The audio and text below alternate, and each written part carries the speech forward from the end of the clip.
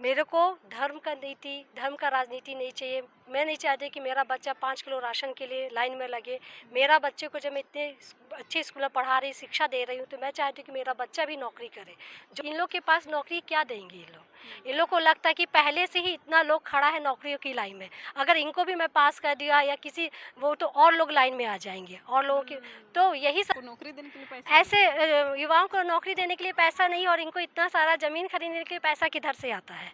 आप ये सोच सकते हैं कि एक सांसद, वो भी सुने हैं कि पैसे, तो ये किधर से आया? आप यही वही है, जनता के सामने तो सब सच सामने में है। 35 करोड़ इन लोग के पास किधर से? इन लोगों ने कोई पैसे का पेड़ तो उगता नहीं है कि पैसा लगाया, पेड़ उगाया है और बस उससे लोग पैसा, ये लोग हमारा ही पैसा लूट रहे हैं ना। नमस्कार, जोहार। इस समय हम लोग रांची लोकसभा क्षेत्र के चुनावी दौरे में हैं और आज हम लोग हटिया विधानसभा पहुंचे हैं। टोली स्पेशली ये एक टोला है, थोड़ा सा मोहल्ला टाइप से बड़ा सा है ना, पुंदाग, स्पेशली पुंदाग नाम से ये फेमस है। और यहाँ पर झारखंड के लोग हैं काफ़ी दिनों से, सबका अपना बसेरा है और सामने विधानसभा भी है।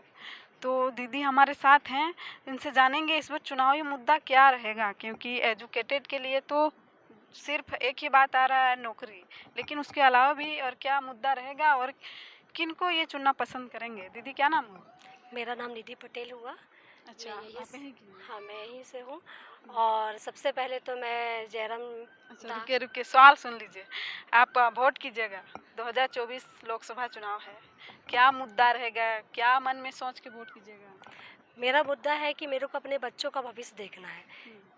मेरे को धर्म का राजनीति नहीं चाहिए। मैं नहीं चाहती कि मेरा बच्चा 5 किलो राशन के लिए लाइन में लगे। मेरा बच्चे को जब मैं इतने अच्छे स्कूल में पढ़ा रही, शिक्षा दे रही हूँ, तो मैं चाहती हूँ कि मेरा बच्चा भी नौकरी करे, जो कि कोई भी सरकार, राज्य सरकार हो चाहे केंद्र की सरकार हो, इससे वो हट गई है। विकास की बात तो करते हैं लोग, जब वोटिंग का टाइम आता है, हमारा कीमती वोट जो हमारे लिए बहुत कीमती होता है, बहुमूल्य होता है, आके कभी हमको भ्रमित करते हैं, लालच देते हैं, कभी वृद्धा पेंशन के नाम से, कभी इसके नाम से, कभी राशन के नाम से। मेरे को वो नहीं चाहिए। अगर आप मुझे नौकरी दे दीजिएगा, मेरा बच्चा राशन वैसे ही लेके आ जाएगा। और जयराम दा और जो, अच्छा, मतलब आप जयराम की पार्टी को सपोर्ट कर रहे हैं? हाँ, जयराम दा की पार्टी को मैं सपोर्ट करती हूँ। अच्छा, उनको लोग वोट क्यों देंगे? क्योंकि उनकी विचारधारा अच्छी है। वो उन्होंने हमको रोशनी दिखाई, उन्होंने बताया कि आपके पास क्या नहीं है, आपके पास सब कुछ होते भी आज आपको लाचार बना दिया गया है। आप यहाँ जैसे झारखंड में ही देख लिया जाए तो यहीं से है खनिज, मतलब कितना कोल है हमारे पास, कितना मतलब खनिज संपदा है, हमारा वन है। और लेकिन इन लोगों ने क्या किया, सबको बेच दिया। ठीक। और आज क्या कर, तो बेच दिया तो यहाँ के लोगों को भी तो कुछ फायदा हुआ है? यहाँ के लोगों को क्या फ़ायदा हुआ? यहाँ के लोगों को क्या फ़ायदा हुआ? आज भी हमारे यहाँ आप ग्रामीण लोगों को देख लीजिए, यहाँ सीसीएल बसा हुआ, टाटा, आप देख लीजिएगा जमशेदपुर में कितनी फैक्ट्रियाँ। नौकरी मिला है? नौकरी किसको मिला? बाहरी लोगों को नौकरी मिला है। यहाँ के लोगों को, यहाँ की ज़मीनें गई हैं, यहाँ का जो खनिज संपदा बाहर गया, लेकिन यहाँ के लोगों को क्या फ़ायदा हुआ? यहाँ के लोगों को कोई फ़ायदा नहीं मिला। बस मैं यही बोलना चाहती हूँ, यहाँ के लोगों से सबसे अपील करती हूँ कि इस बार किसी भी प्रकार के झांसे में ना आए। आएंगे, बहुत सी पार्टी आएंगी जो आपको लालच देंगी, 200 रुपये, 300 रुपये, बहुत सारा लालच देंगी। आपको उस तरह का वो लालच में नहीं आना है, और आपके पास वो कीमती हथियार है जिसके द्वारा आप अपना और अपने बच्चों का भविष्य बना सकते हैं। अच्छा, और पार्टी लोग कहते हैं कि हटिया ये विधानसभा पड़ता है, यहाँ पे काफ़ी सारे बाहर के लोग रहते हैं, कहते हैं कि यहाँ का एक तरफा वोट जो है वो बीजेपी को जाता है। तो क्या आप लोग यहीं के हैं, समझ सकते हैं कि लगभग कितना वोट जो है जेबीकेएस को मिलने का उम्मीद है?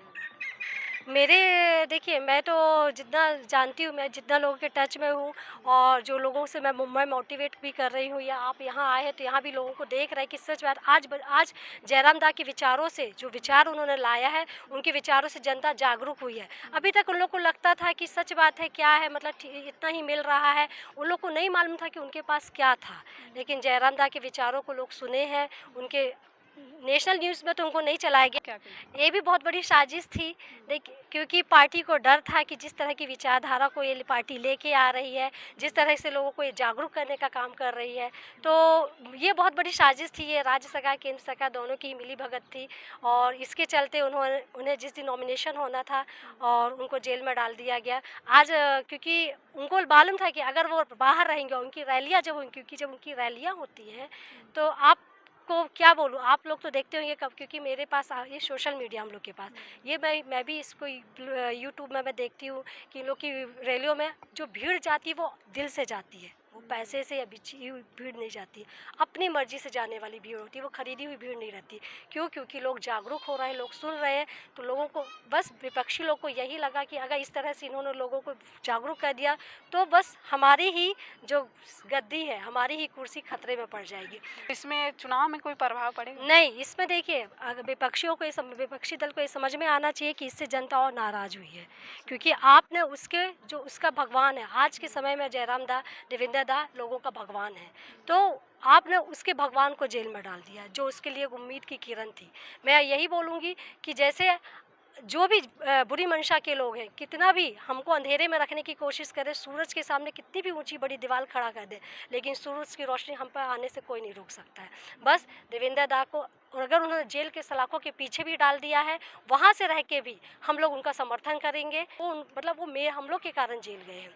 आज बस 25 तारीख का जो मतदान होगा, उनके हेलमेट पे आपको मतदान करना है और उनको भारी मतों से बहुमत से विजयी बनाना है, ताकि आपका जो उम्मीद की एक जो किरण जागी है लोगों में कि हमसे जो छीना गया है, हमारी संपदा, हमारा खनिज, हमारा ज़मीन, हमारी धरती, और हम ही यहाँ से मतलब बाहरी लोगों को जिस तरह से यहाँ पर नौकरियों में या बड़े बड़े कार्यालयों में जिस तरह से उनको जगह दी गई और हमको बाहर किया गया है। अच्छा, जिस तरह से यहाँ पे हाल दिन में देखा जाए जो भी परीक्षाएं होती है, सारे परीक्षा में जो है पेपर लीक मामला सामने आता है। कहीं ज्वाइनिंग के टाइम, कभी ज्वाइनिंग हो गया, 2 साल नौकरी किया, उसके बाद सुनाई देता है कि कहीं ना कहीं वो गड़बड़ था। तो देखिए क्या है ना, क्योंकि इन लोग के पास नौकरी क्या देंगे ये लोग, इन लोग को लगता है कि पहले से ही इतना लोग खड़ा है नौकरियों की लाइन में, अगर इनको भी मैं पास कर दिया या किसी वो, तो और लोग लाइन में आ जाएंगे और लोगों की, तो यही सबसे बड़ा मुद्दा है। और इन लोग क्या कहते हैं, कॉन्ट्रैक्ट बेस पे या संविदा के द्वारा लोगों को जो सीट मतलब जो पद खाली है वहाँ पर लोगों को भर देते हैं, तो बाकी पैसा तो इनकी जेब में जा रहा है। अगर ये लोगों को नौकरियां देने लगेंगे, सही सही जितने भी डिपार्टमेंट्स हैं वहाँ सभी अधिकारियों को का पोस्टिंग यहाँ होने लगेगा, तो इन लोग की जेबें कैसे भरेगी? इन लोग सिर्फ अच्छा, एक बार जो झारखंड सरकार हेमंत सोरेन थे, पूर्व में मुख्यमंत्री थे, उनका बयान आया था कि नौकरी देने के लिए झारखंड राज्य में जो संचित कोष होता है, पैसा मतलब नहीं है, युवाओं को नौकरी देने के लिए पैसा ऐसे युवाओं को नौकरी देने के लिए पैसा नहीं, और इनको इतना सारा ज़मीन खरीदने के लिए पैसा किधर से आता है? आप ये सोच सकते कि एक सांसद का कहना चाहिए सैलरी कितना होता है? इतना 2.5 से 3 लाख के लगभग होती, तो एक सांसद 5 साल में इतना कमा लेता है कि वो एकड़ों में ज़मीन खरीद अच्छा, लेगा। हाल में सुने ना कि 35 करोड़ जो घर से मिला। हाँ, मैं वो भी सुनी है कि 35, तो ये किधर से आया? आप यही वही है, जनता के सामने तो सब सच सामने में है। 35 करोड़ इन लोग के पास किधर से? इन लोगों ने कोई पैसे का पेड़ तो उगता नहीं है कि पैसा लगाया, पेड़ उगाया है और बस उससे ये लोग हमारा ही पैसा लूट रहे हैं ना। नौकरी दे देंगे तो इन लोग के पास बचेगा क्या लूटने के लिए? इसलिए इन लोगों ने पद को खा, बस इसी के नाम पे कि पेपर क्वेश्चन लीक हो गया था, ये हो गया था, या लोगों को फेल कर दिया जा रहा है 2 साल रोक के, फिर कुछ बहाना से बच्चों। अच्छा, ये लोग भी सत्ता में आएंगे, सीट मिल जाएगा, उसके बाद क्या गारंटी है ये लोग नहीं करेंगे? मेरे को तो गारंटी है, क्योंकि ये लोग ज़मीन से जुड़ा हुआ इंसान है, ठीक है? ये गरीब, ये ज़मीन से जुड़ा हुआ इंसान है, ये हमारे ही कहना चाहिए गरीब घर का ये इसको पता है कि हम लोगों ने किस तरह से कहना चाहिए अपना जीवन में परिश्रम किया नौकरी पाने के लिए।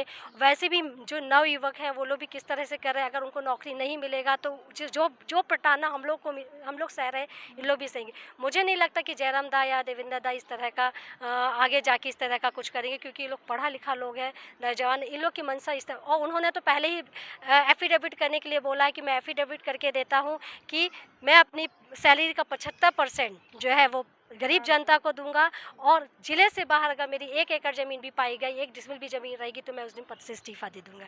ये तो वैसे मतलब उसका बात को आप नोट कर लिए? हाँ, क्योंकि क्या मैं उनकी बात को नोट इसलिए करती क्योंकि मुझे सच्चे लगते हैं। News channel. शुक्रिया दीदी, बहुत सारे सवालों का जवाब दिए और सही बात बोला इन्होंने, क्योंकि झारखंड में जो लोग हैं काफ़ी सारे पढ़ लिख जाते हैं लेकिन उनकी योग्यता अनुसार उनको नौकरी नहीं मिलती है। ये बात सही है और आप पेपर के माध्यम से, न्यूज़पेपर के माध्यम से आप देखे होंगे, सुने होंगे। झारखंड की जो कहानी है वो कुछ अलग ही है। 40% खनिज संपदा वाले राज्य में कम से कम यहाँ पे 20% लोगों को भी नौकरी नहीं मिलती है। आप सोचिए कि पूरे राज्य में 28 राज्य है और 28 राज्यों में से अकेले 40% खनिज बहुत मायने रखती है। और इसमें से 40% खनिज में जो मुख्य मुख्य खनिज है वो ही यहीं पर पाई जाती है और उसमें जो खनन में पैसा आती है वो किस में खर्चा होती है ये भी लोगों को नहीं मालूम है। इन सब में कहीं ना कहीं पर्दाफाश होना ज़रूरी है और ये एक एजुकेटेड जो नेता में आएंगे, पॉलिटिशियन जो बनेंगे, एजुकेटेड व्यक्ति वही कर सकते हैं, क्योंकि उनको हर चीज़ का पता रहेगा, उनको कोई फंसा नहीं सकता है। और आज के दिनों में आप देखे होंगे कि पैसा के लालच में लोग वोट दे देते हैं, उनका अमूल्य जो वोट है उनको लोग दे देते हैं गलत स्थान पर और 5 साल उनका भुगतते रहते हैं। तो इस बार बिल्कुल ऐसा ना करें, हमारी ओर से भी आग्रह है। आप एक बार ज़रूर सोचें कि हमारा वोट जो है 5 साल के दरमियान हमारे बच्चों का भविष्य तय करेगा। देखते रहिए आप झार न्यूज़, ममता ऑफिशियल 24। जय झारखंड, जोहार झारखंड।